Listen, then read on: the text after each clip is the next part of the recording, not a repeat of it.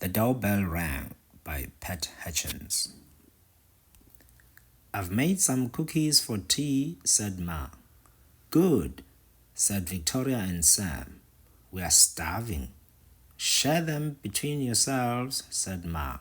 I made plenty. That's 6 each, said Sam and Victoria.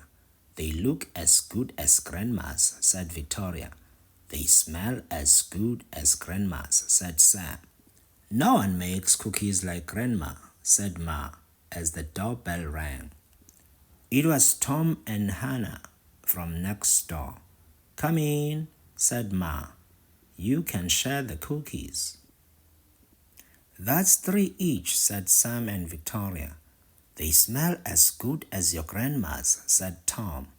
And look as good, said Hannah. No one makes cookies like Grandma, said Ma, as the doorbell rang. It was Peter and his little brother. Come in, said Ma. You can share the cookies. That's 2 each, said Victoria and Sam. They look as good as your grandma's, said Peter, and smell as good. Nobody makes cookies like Grandma, said Ma, as the doorbell rang. It was Joy and Simon with their 4 cousins. Come in, said Ma. You can share the cookies. That's 1 each, said Sam and Victoria. They smell as good as your grandma's, said Joy. And look as good, said Simon. No one makes cookies like Grandma, said Ma, as the doorbell rang. And rang.